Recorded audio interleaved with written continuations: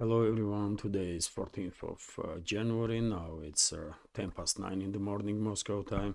I'm Levang Dodze and this is my first update for the day in which I'll share all the main news that are making headlines in Russian media outlets and Russian language pages on different internet platforms. If there will be no technical issues, I will publish second news update later on today on my Patreon and Boosty page. I was unable to publish second update yesterday due to high blood pressure, but anyways, if everything is okay, I will publish second update today on my Patreon and Boosty page. And if you like to receive more news from Russia, more commentary, or if you like my work and want to support this project to survive basically in this wild field of news and political commentary, you're more than welcome to join our community on Patreon and Boosty. Links are on this video in the description box and in the pinned comment. That's being said, let's go through some news now. And well, there are plenty of developments to unpack really, and I will start with potentially most large-scale drone attack that Kyiv regime, with assistance of NATO, conducted against Russia to strike deep inside the Russian territory last night and the early hours of this morning. I published on my Telegram and Twitter X page information about it, and let me read some details if I may.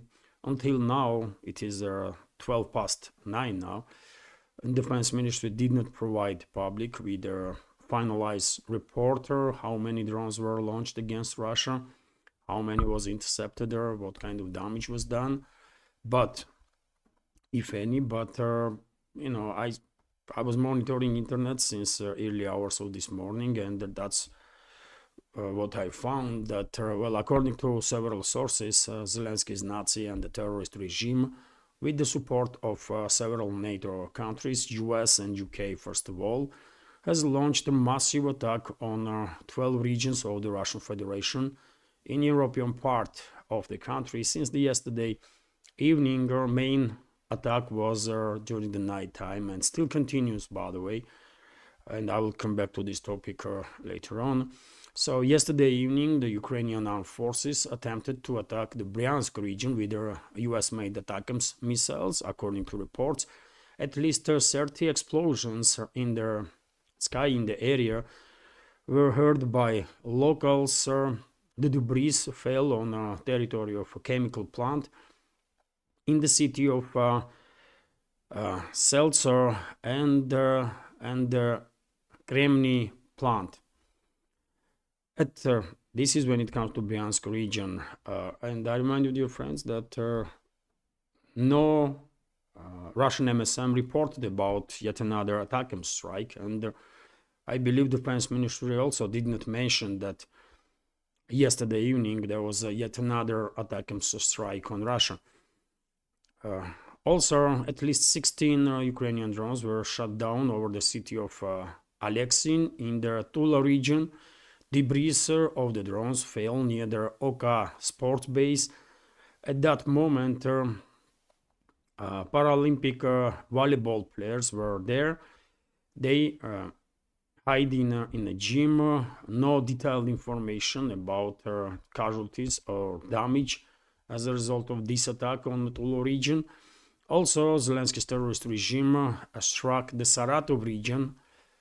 Last night, locals heard at least 15 explosions. According to governor of the region, Roman Busargin, as a result of the drone attack, there is damage on one of the industrial enterprises in Engels city. It is also reported that in Kazan, capital of Tatarstan Autonomous Republic of the Russian Federation, on the territory of Orgzintez plant, tanker caught fire after the fail of the drone or drone fragments, as Russian Defense Ministry usually says. Although some channels, by the way, some channels on Telegram that are affiliated with the Kremlin denied the information that there was any damage on any enterprise or any industrial enterprise in Kazan. But many other sources are reporting that unfortunately there was attack on Kazan also, and one gas tank or something caught fire. Videos are circulating on internet, although it is obviously difficult to confirm that video was filmed where, in Kazan or somewhere else, but many sources are reporting that unfortunately Kazan was also targeted. In total, 12 regions were attacked. Air defense shut down about 100 enemy drones. According to governor of Rostov, 14 drones were shut down in that region. Another 17 drones were shut down over the Ariol region, 16 drones over the Tula region, and 15 over the Samara region. And number of drones were also shut down over the Kursk region, Belgorod region, Bryansk region, Krasnodar region, Volgograd region, and Voronezh regions. As I said, dear friends, this drone strike that happened last night and still continues maybe was the largest drone strike, long-range strike on Russia that Kyiv regime, with assistance of NATO, conducted since the beginning of hostilities. During the day, probably more information will be available, and of course I will share additional news on my Telegram channel, Twitter X page, and in the next updates. Well, meanwhile, we have this report from RIA Novosti that in Engels and Saratov, and this is Saratov region, by the way, during the drone attacks, two industrial enterprises were damaged, and emergency services are working on the spot. As I already said, no reports about casualties at this point. Probably we will have some update later on. And as I said, this attack continues because we are receiving reports that airports in Kazan, Kaluga, Saratov, Tambov, also Penza and Ulyanovsk, and also in Nizhny-Kamsk are introducing emergency measures and are not receiving planes and not authorizing takeoffs for this moment. I guess this is done because number of enemy drones, number of Ukrainian and NATO drones are still circulating over the Russian Federation, not far away from these areas, and to make sure that passengers are safe, emergency measures have been introduced. Yet again, dear friends, this situation is developing right now also, and so later on I will share some additional information.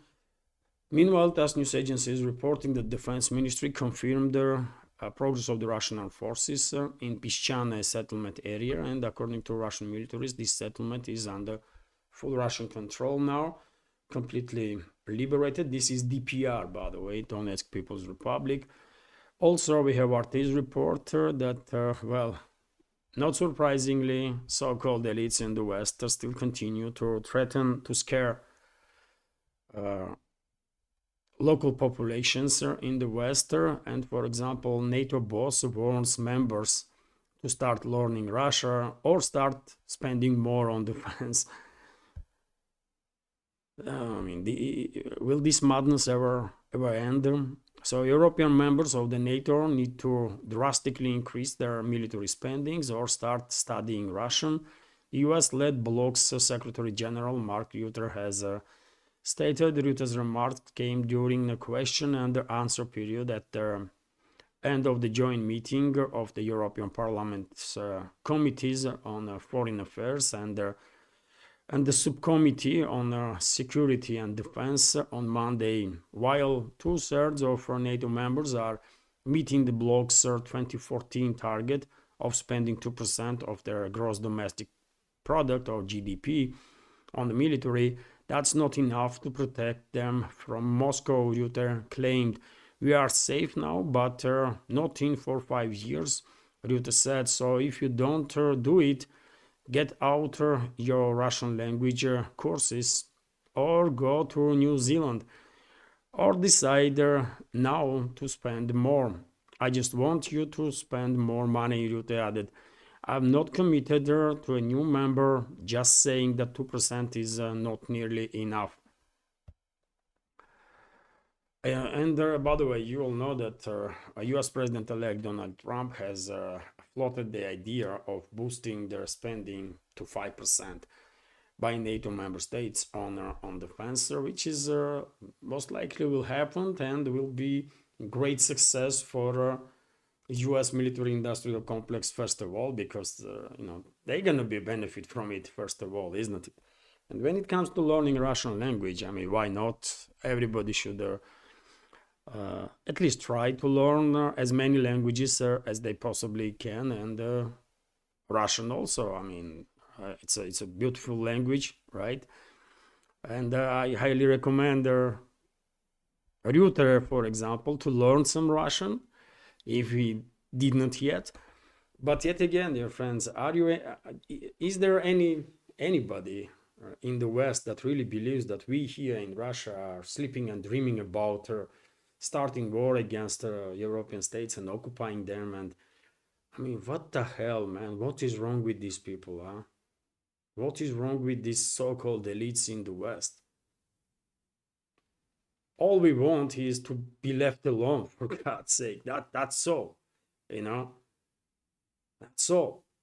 But Western ruling class just cannot help itself. They want to destroy everything that they are not in control of, or try, at least. Russia was warning, don't move your military infrastructure to my borders. Don't do it. And Russia was warning NATO about it since the collapse of Soviet Union, but they did not listen, isn't it? And finally, they managed to provoke this war, and they are now enriching themselves, these corrupt officials like Rutte and the rest of the garbage, and they are enriching their bosses in the Western ruling class. I mean, big time, isn't it?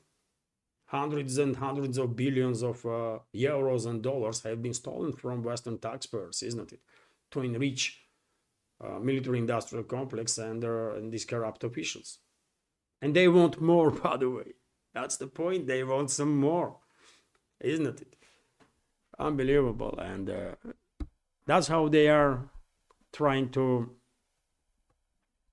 get the point across, that they want more money. Either you are giving us more money, or you have to study Russian.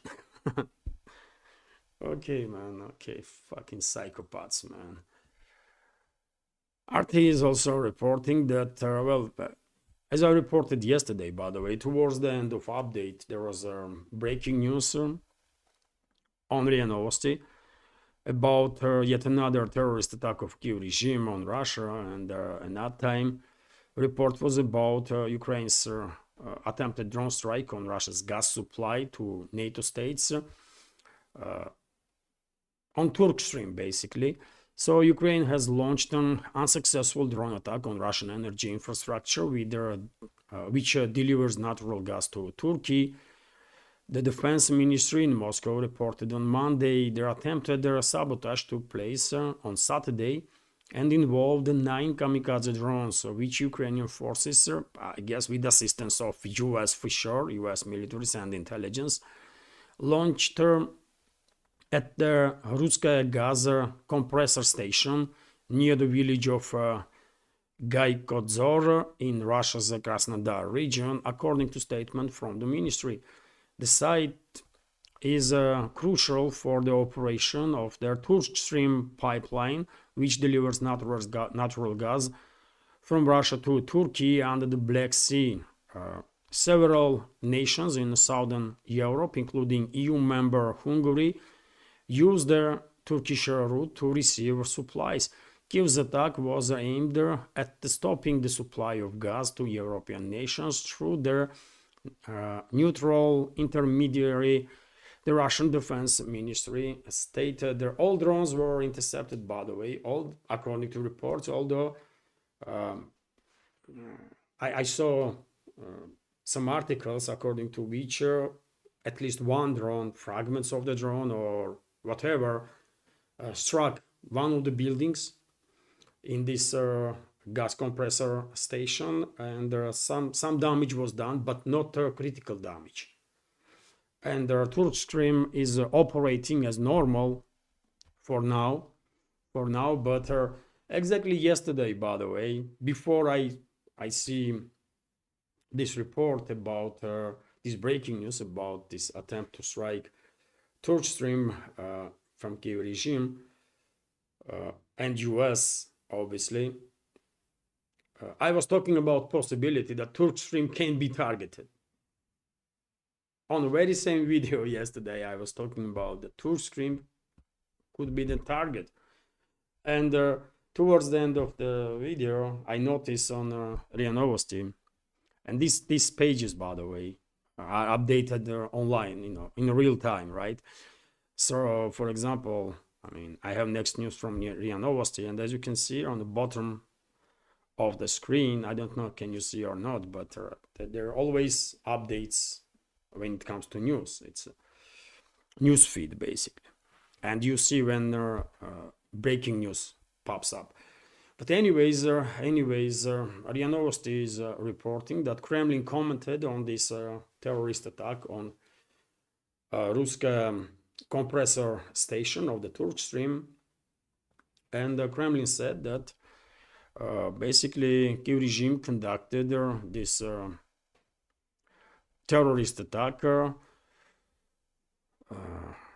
obviously, and Kremlin rightfully so points out that US is going to be main beneficiary if anything happens with the TurkStream pipeline, which is true, by the way, which is obviously true. US and Norway, I will add. An attempt by the Ukrainian armed forces to attack a Ruska compressor station in the Krasnodar territory is a continuation of the line of energy terrorism.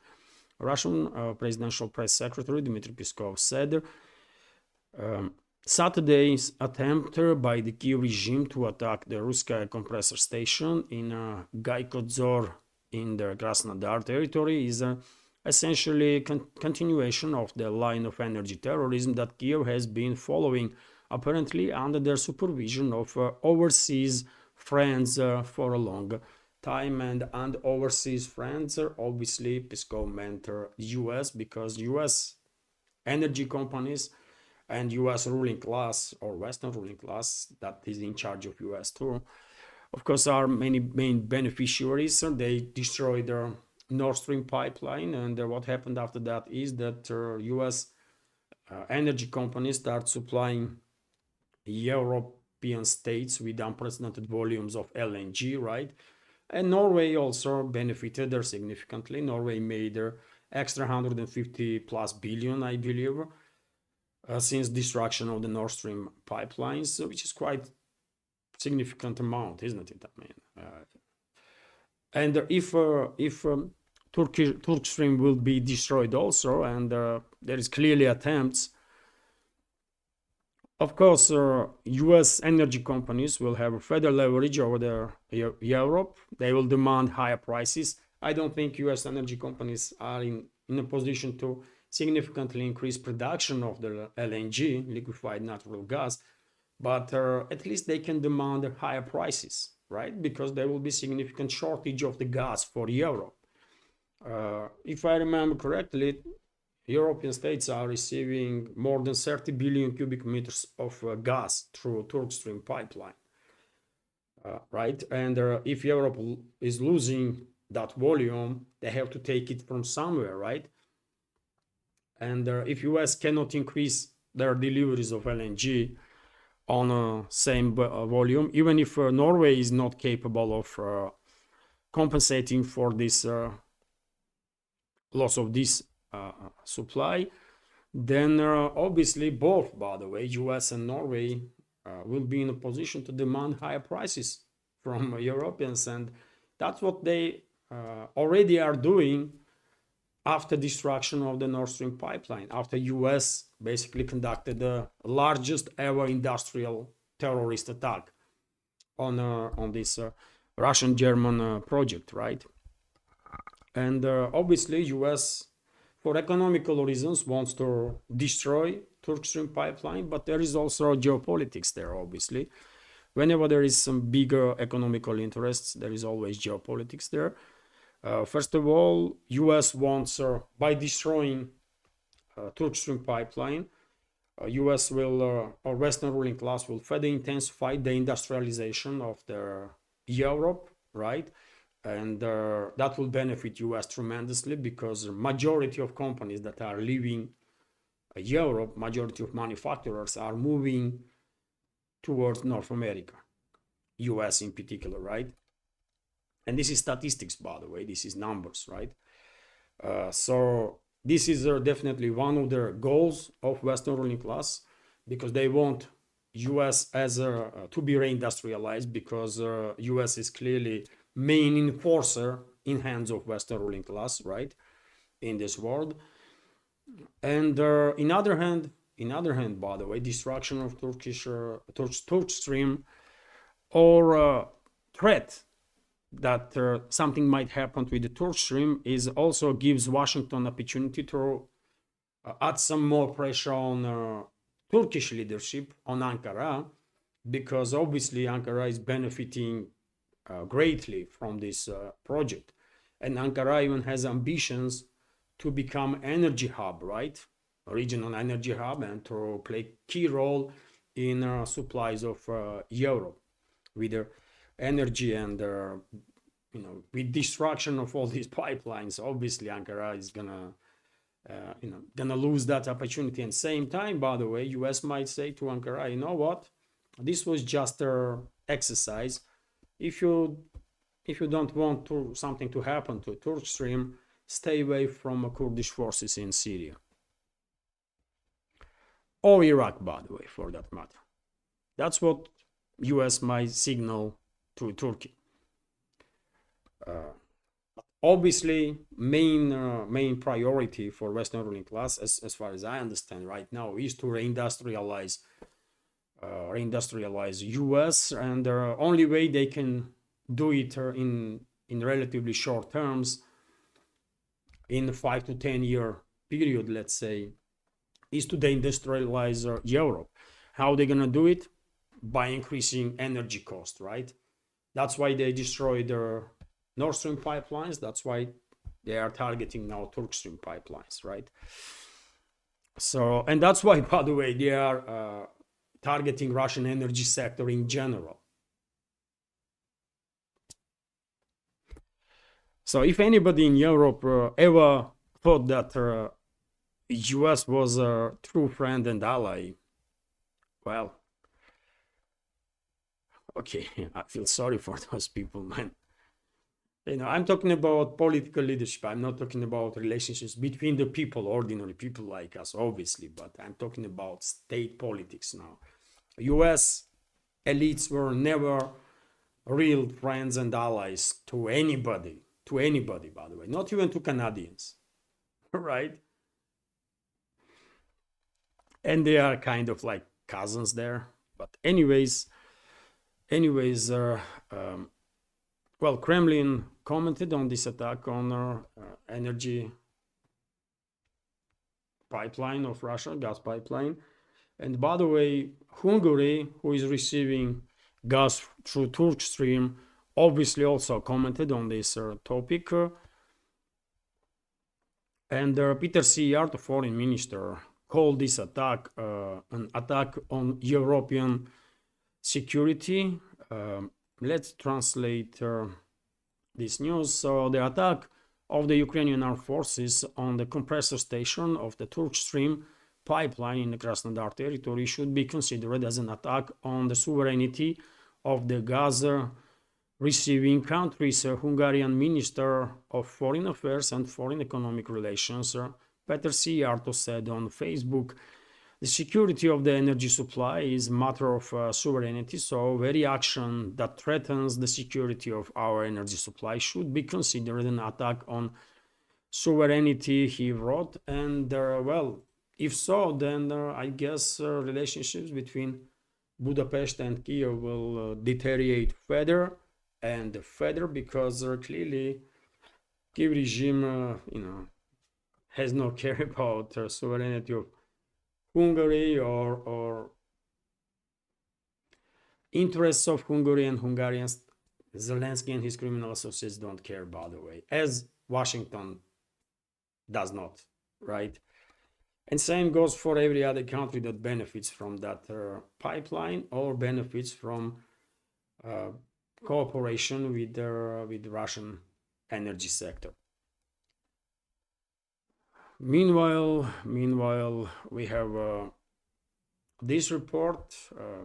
As you know, dear friends, future national security advisor of the Trump a couple of days ago during an interview on NBC, that was, I believe, stated that there are some works in place to organize meeting between Trump and Putin. And while commenting on that news, I said straight away that I doubt that this is the case. I doubt that some work really has been done to organize this meeting, because I see no reason at this point. I see no readiness on part of US at this point. Not the reason, but readiness on part of US to conduct meaningful negotiations, because all we hear from Trump's team is statements that quite often contradicting even each other, right? So therefore, just imagine if there is a attempt to arrange such a meeting, what Putin, with what attitude Putin gonna go on that meeting? What they gonna discuss? Weather or future destruction of Milky Way galaxy by Andromeda galaxy, or what they gonna discuss?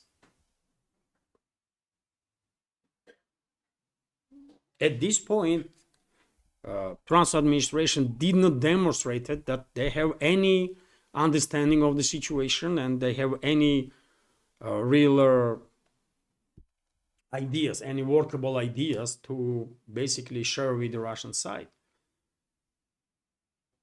And that's why I'm saying most likely there will be no meeting between Trump and Putin, at least in the first half of 2025, or maybe in 2025 in general. There will be no such a meeting, because what for? Russian position is very clear for a long time, but messages that are coming from US are quite disturbing, to say the least.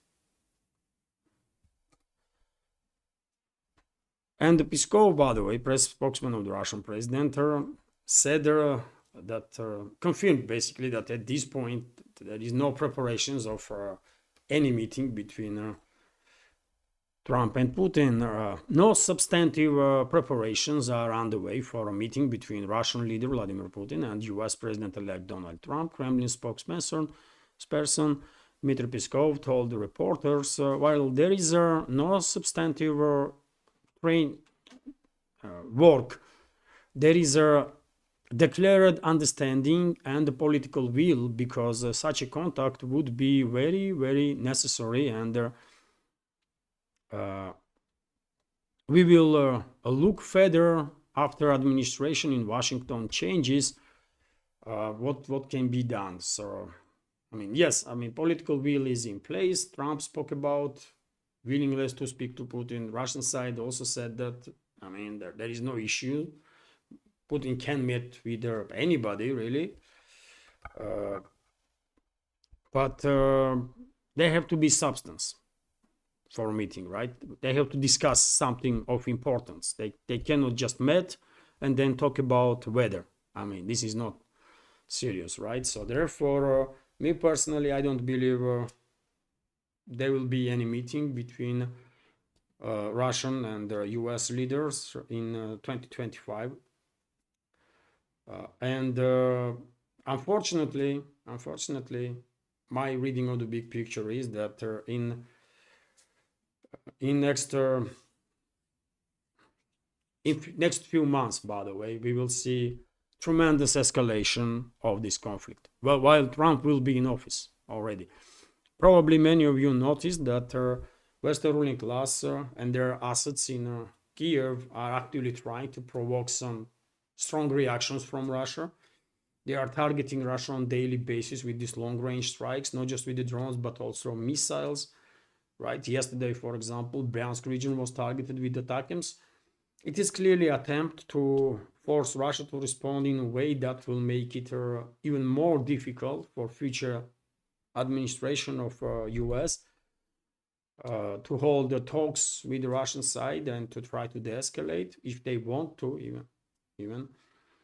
And this escalation, this current wave of escalation from Western ruling class, from NATO puppets in Kiev will continue, will only increase as in next several days before Trump's inauguration, and will continue to increase after Trump's inauguration. And I guess Moscow might take a pause, not just until 20th of January, but let's say another month, another 3-4 weeks, right? Which is quite enough time for Trump and his team to demonstrate their true willingness on topic of de-escalation, that they want to de-escalate conflict. But if Russia did not seize any concrete steps from the Washington towards de-escalation, and I'm afraid Moscow will see no concrete steps from Washington, because they will be none towards the escalation, then Moscow will simply have no option but to start really responding with their heavy force on all these provocations from Kiev regime, from Kiev regime's NATO backers. And at that point, remember statement that Russian leadership made that because of these long-range missile strikes on Russia, assets, military assets, and God knows what other assets of the countries, NATO countries that are involved in these attacks on Russia will be considered a legit target. And well, that's, I guess, in months, maximum 2 months time, we will see Russia is taking out exactly those assets, not just on Kiev controlled territory, but elsewhere also. That's why I'm saying, by the way, we are about to observe our next level of escalation between collective West and Russia, between NATO and Russia, Western ruling class and Russia. And this escalation will at some point reach a moment or line of no return. And when sides will reach that line, that if you cross it, you are, there is no way back after that. I guess we will see at that exact moment beginning of the de-escalation, because Western ruling class will realize that, well, they pushed as much as they possibly could, and if they make even single step further, that's gonna be end of everything, including Western ruling class itself. And then they will start de-escalating, but not before that, not before that. But anyways, if Russian leadership thinks that it is rational to wait before Trump's inauguration and then give Trump and his team another 3-4 weeks time to, get know the subjects, receive maximum information, and then, make some real sensible steps towards the escalation, okay, let's give them a time. But unfortunately, I'm skeptical on that, because I don't think we will see even attempts from real attempts, by the way, not the statements. Statements mean nothing. Actions do, right? And I don't think we will see any real actions, real steps from Washington under Trump's administration in a very first weeks or even months to de-escalate. Exactly opposite is going to happen, and that's why I'm saying we are about to witness level of escalation that the world has never seen. And only after that, the escalation will begin. And before I continue, dear friends, let me notice that this channel, this media project with several channels on YouTube, Rumble, Telegram, is completely subscriber funded. And if you like my work, if you like my channels, if you want to support, you can do it through PayPal, Boosty, and by subscribing to my Patreon page. All the links, including crypto wallet, is on this video description box and in the pinned comment.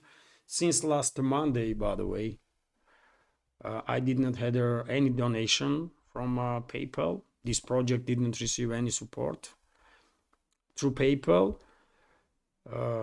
Although there was a donation through Boosty, and I start wondering, I mean, is my programs are no longer interesting or boring, too boring or something? Because entire week, like 7 days without donation through PayPal, it never happened before, by the way. At least there is one donation every 2 to 3 days, right? Or two, but now something is changing, and if it continues this way, and I can understand, by the way, life is difficult, and you know, it is what it is. And if this continues this way, I think it will make more sense for survivability of this project if I will move first update also on Patreon, and in that case, I might just publish on YouTube and Rumble channels some shortcuts from the main update, short videos or something, if anything at all, because yeah, I mean, if no one wants to support this project, then why am I doing this? You know. Anyways, many thanks to all the members of our community who supported this project and continues to support through Patreon or Boosty, through any other means. And as I said quite a few times, by the way, even if this project is destined to shut down, we had quite a good ride. You know, veterans of our community will probably agree with me that we had quite a good ride. I'm more and more often thinking to find day job, because this is too stressful, by the way. One day you have some income, some donation, other day you don't.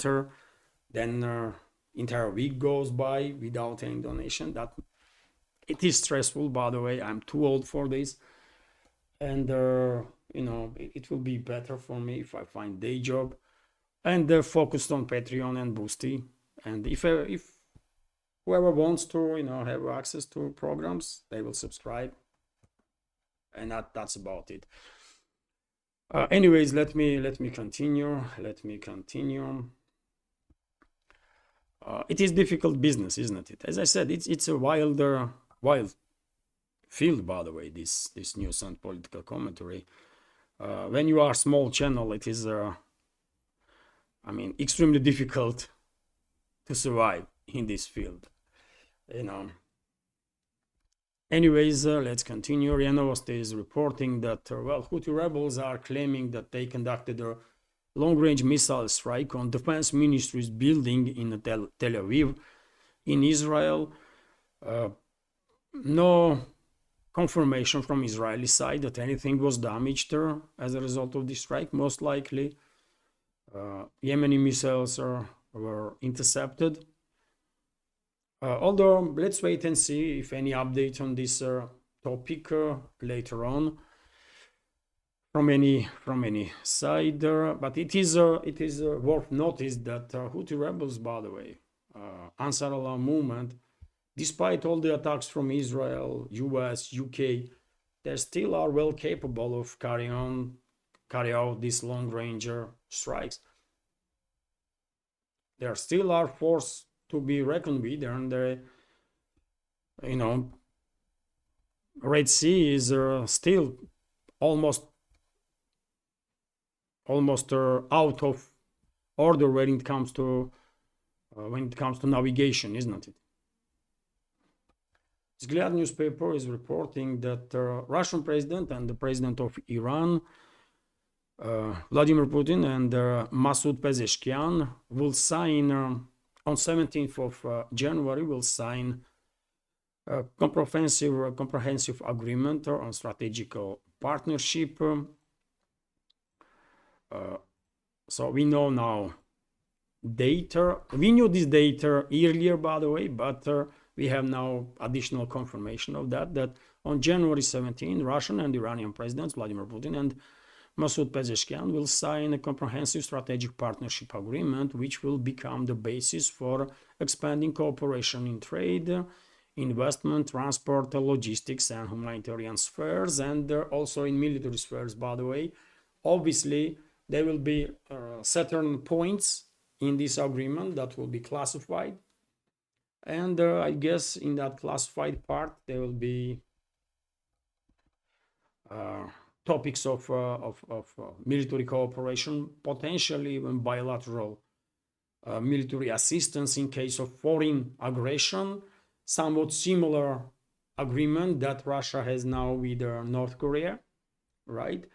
And if so, I believe this agreement will further increase chances of peace in the Middle East, especially in the Persian Gulf area.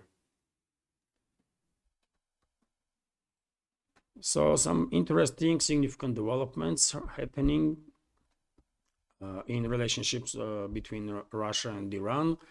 RT, meanwhile, is reporting that Trump allies prepare a bill to let him buy Greenland. So this topic is definitely not going away, by the way, anytime soon. President-elect Donald Trump's Republican allies in the US House of Representatives have introduced a draft legislation aiming to authorize negotiations for the United States to buy Greenland from Denmark. Their island's pro-independence leader said he was ready to talk after Trump refused to rule out military takeover. The bill, circulated on Monday by Representative Andy Ogles and backed by 10 co-sponsors, would allow Trump to begin talks with Denmark immediately upon his inauguration. Well, I wonder if such talks will really take place. I wonder what will be the price tag for Greenland, man. Trillion, 2 trillion, $5 trillion. I don't know. Is US even capable to really buy this island? I don't know. Does US has such a capabilities, financially speaking, to buy this island, to purchase it? If price tag is, let's say, $3-4 trillion or $2 trillion or even one, I don't know. But why would the US pay any money, by the way? They will just overtake Greenland and that's about it. You know, they will force Denmark to recognize, they will first, support their idea of independence of Greenland. It will cost much less, significantly less. I mean, a couple of millions of dollars will be enough, I guess, to organize a referendum there, and Greenland will declare its independence. Washington can use its political weight to force Denmark to acknowledge this independence, and then another referendum may take place in Greenland to join US, and that's about it. So US eventually can become in charge of Greenland for less than 100 million. So why would they buy this island, right? When they can just overtake it with 100 million for US is like peanuts, right? Anyways, let's continue. RIA Novosti is reporting that Armenia and US will sign a strategical partnership agreement today, I believe, in Washington. Foreign Minister of Armenia, Ararat Mirzoyan, and US State Secretary Antony Blinken will sign this agreement between the two countries, and Armenia officially will become strategic partner of US. Well, I don't even know, should I congratulate Armenia for becoming a client state of, of US, or should I feel sorry for them? Probably second. Probably second, but it's up to them, man. If Armenian people want to go that way, let them, let them. It's, if anything goes wrong, then it's nobody's fault, isn't it? You wanted it, so you get it. It is what it is. I was saying, veterans of our community know perfectly well. I was saying that Armenia is on trajectory to become a client state of Washington. I was saying that since since forever, it seems like, because it was obvious Pashinyan is a Western asset, right? Pashinyan's government, this so-called elite, current elite, their majority is a Western asset. Operatives of the CIA, right? And of course, they will do whatever is in interests of US, but where is the interest of Armenian people there? Is anybody's guess. Anyways, as I said, man, if they want to go that way, good luck. Good luck with that.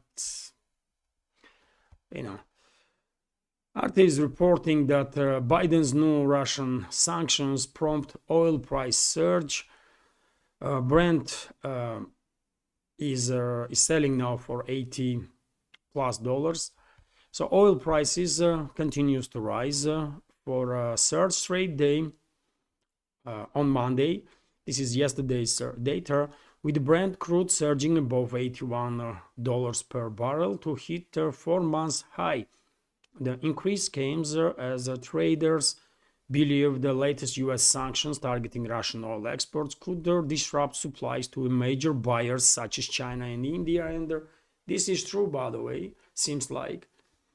And there will be significant chaos on energy markets, on oil markets in upcoming number of months, because before major players will find out some new ways to continue do business as usual.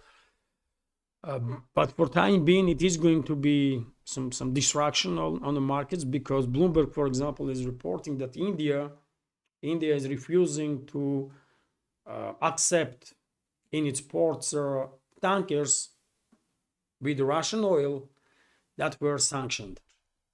And by the way, I believe about 200 vessels at this point have been sanctioned by US and US, UK, EU, right?